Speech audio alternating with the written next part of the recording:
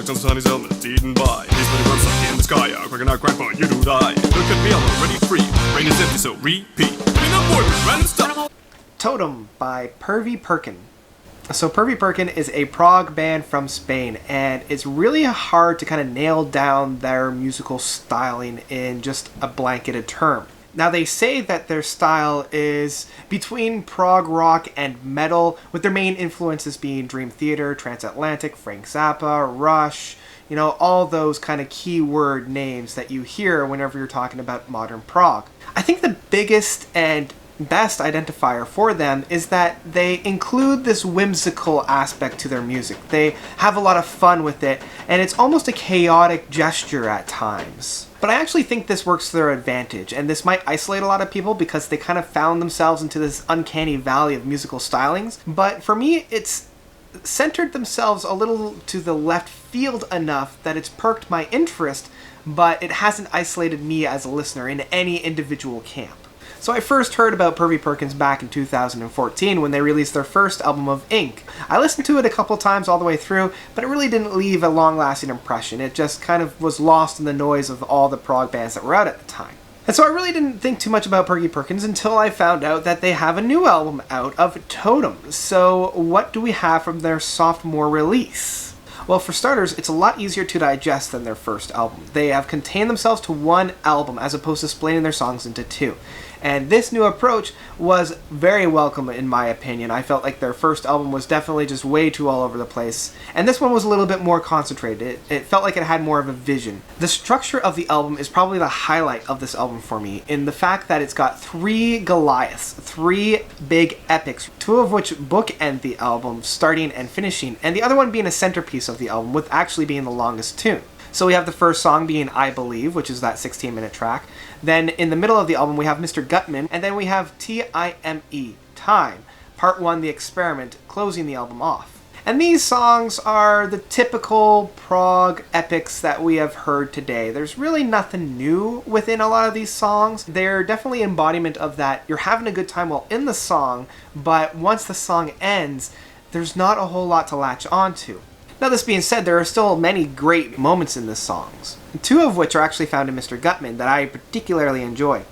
In about the 18-minute mark, we have this really great dance section that the energy that's being brought by these boys is just phenomenal, and I love just how grand the sound is.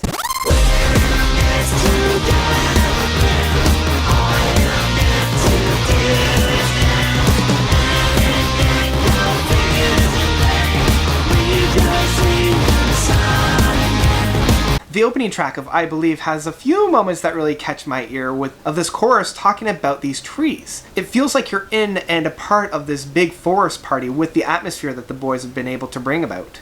And that ending track of Time has some great energy within it as well, but I think this might be the weaker of the three tracks. Unlike Gutman or I Believe, it doesn't really have any of those moments where I'm especially engaged within the sounds. There's nothing really drawing me into that song. And overall, within these three big Goliaths of the song, there are a lot of bumps and scrapes along the way, and a lot of the times they don't really go anywhere. Built around these three songs, kind of between the first and second big track, we have the first kind of single off of the album, which is Country Cud Club, and that's going to leave a bad taste in my mouth for a good week, so I'm just going to call it the KKK instead.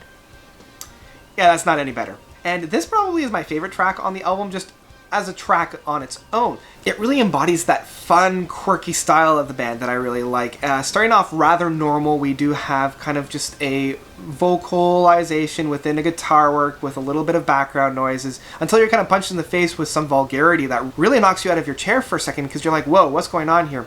And then you're starting to feel the story unravel of the struggles of a slave in confrontation with its master, or at least its slave driver. What you sent away at the church service? Well, God won't save you now.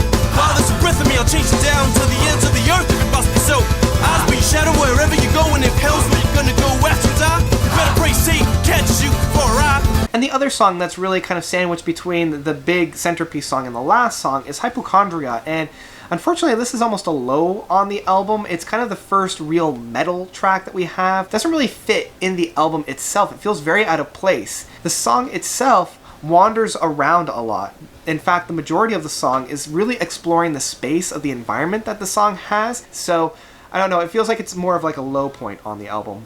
And then, sandwiched between all of these, we have these interlude type of songs. In this case, all the even songs are these interludes, and all the odd songs are those heavy hitters.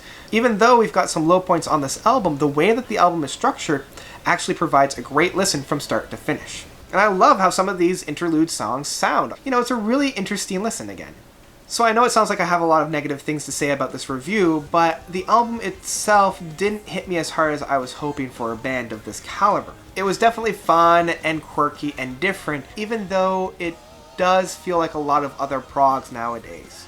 So in the end, I have to say, stream this guy with earbuds. It's still a good listen, and I would actually recommend checking it out if you're looking for something new and something different. But that's about it for me. What did you guys think about Pervy Perkin's second album of ToTeM? Did you love it? Did you hate it? Have you had a listen to it? Once you have, let me know what your thoughts are down below.